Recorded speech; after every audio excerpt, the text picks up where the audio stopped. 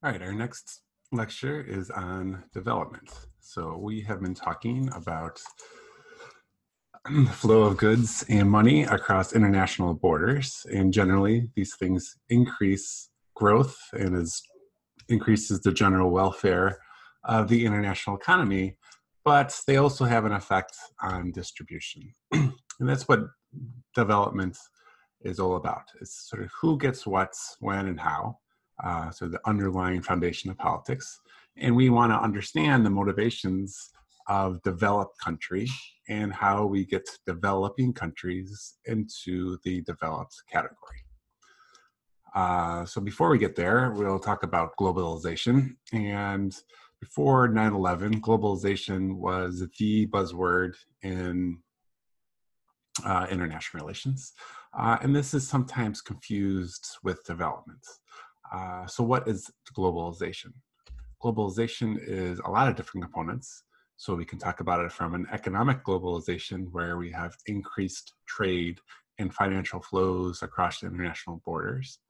But we also have technological changes and changes in transportation and changes in how corporations manage their business. But also there's political components to this, where we have increased international organizations in sort of domestic politics following closely into what's happening in the international world. And so there's a lot of different components to globalization. And generally, we care about the economic components, which we talked about trade and finance already. There's social components, but also political. And so development is part of this global dimension of globalization. And we'll also talk about human rights as part of that as well.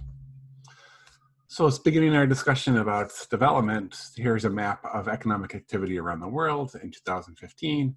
And we see that there are some countries that are very rich, like the United States and most of Western Europe, and some countries not so much, such as countries in Africa or parts of Latin America. And we want to know is why are there variation in development across the world? And let's start with an example.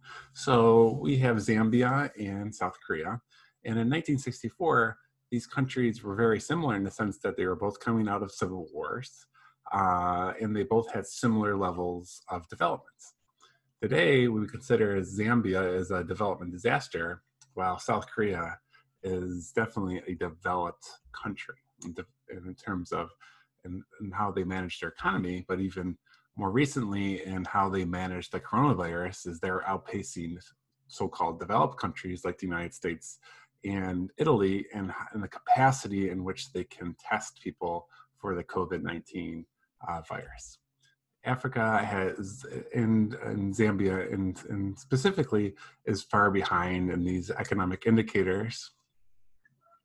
And so, and makes them fairly fragile targets for the COVID-19 virus. And so this is one of the key questions we have in IPE is looking at the billions of people that live in conditions of poverty. And there's differences in development experiences for several countries.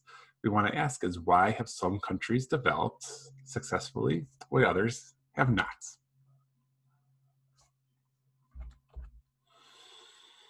So we're going to look at sort of two components to this. One is domestic factors that might affect development, and then look at international factors as well.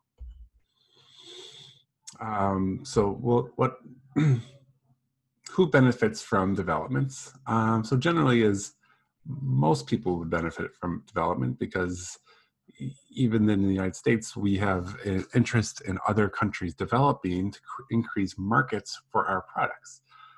So let's take the company of Apple. Apple would rather have richer countries across the world so that more people would buy the iPhone, right? Having people in poverty isn't going to help iPhone sales at all. And so from an economic standpoint, we would want to increase the development of countries abroad. And part of this is going to be aid. We'll talk more about this in another lecture. But aid is one component of, of, uh, of development. And it's often thought that the US gives a lot of money for foreign aid, but it's really less than 0.1%, even though most Americans think it's closer to about 25% of the US budget. So why is it so hard to develop? And so we'll look at first is some domestic factors.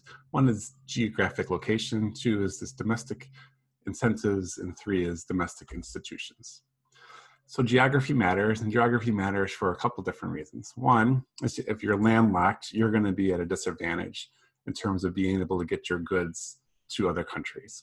Second is there's climate consequences of geography. And one of the most important is diseases. And so look at, this is countries that are most affected by malaria. Malaria has huge impacts on economic productivity. And so you can imagine that being in one of these red countries, that your economic activity is going to be very different than if you are in North America or in Western Europe. Other domestic factors that matter are the incentives of the governments to actually provide public goods to its citizens, right? Again, public goods is part of your economic infrastructure that leads to economic growth. This could be roads and airports, or a stable financial system, or public health and education. All those things matter for growth. So why are some governments good at providing public goods while others are not? We talked about this a little bit when we talked about the democratic piece, but the sense is some governments, like democratic governments, are better able, have better incentives to provide public goods because that's the best way to win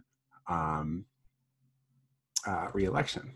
This is just what public goods are, and you can look at these if you need to catch up on this. But essentially are there interests in the government to invest in these public goods, or would the government rather have particular interests to benefit small groups at the expense of the masses? And we can think that governments may spend a lot of money on luxury goods to increase the welfare of certain citizens at the behest of the larger masses, right? One aspect of this is military spending, right? Where governments spend a lot of money on military, and it's not really clear whether this is a public good or a private good, because it can be both. But if you're spending too much on the military, it probably means that you're crowding out investment towards the public goods, right? So these are just general interests about where leaders are going to focus their attention in terms of developments. One factor that might lead some governments to be better off at,